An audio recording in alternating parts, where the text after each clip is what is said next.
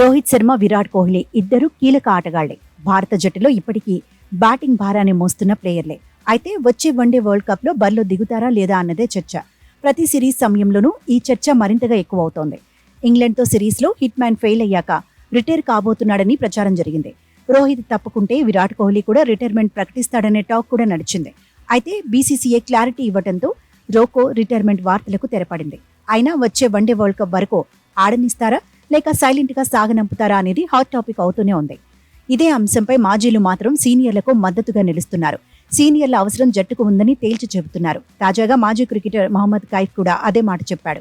రోకో అనుభవం జట్టుకు కావాలన్నాడు. ఫుట్బాల్లో అర్జెంటీనాకు మెస్సీ ఎంత అవసరమో టీమిండియాకు రోకో కూడా అంతే అవసరం అన్నట్టుగా స్పందించాడు.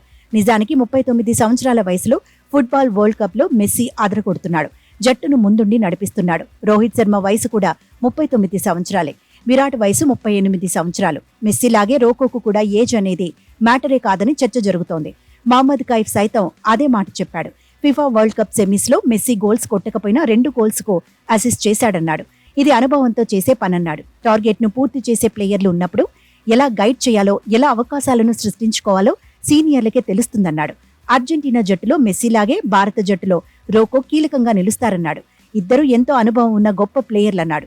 సౌత్ ఆఫ్రికా ఆతిథ్యం ఇస్తున్న వన్డే వరల్డ్ కప్ లో ఇద్దరిని ఆడించాలన్నాడు. ప్రపంచ కప్ లో విజయాలు అంత తేలిగ్గా రావన్నాడు. సౌత్ ఆఫ్రికాలో కఠిన పరిస్థితులు ఉంటాయన్నాడు. భిన్నమైన పరిస్థితుల్లో రోకో సేవలు అవసరమన్నాడు. మొత్తంగా రోహిత్, కోహ్లీకి మద్దతు పెరుగుతోంది. ఒకవేళ ఇద్దరిని తప్పిస్తే బీసీసీఐ పైన విమర్శలు పెరుగుతాయి.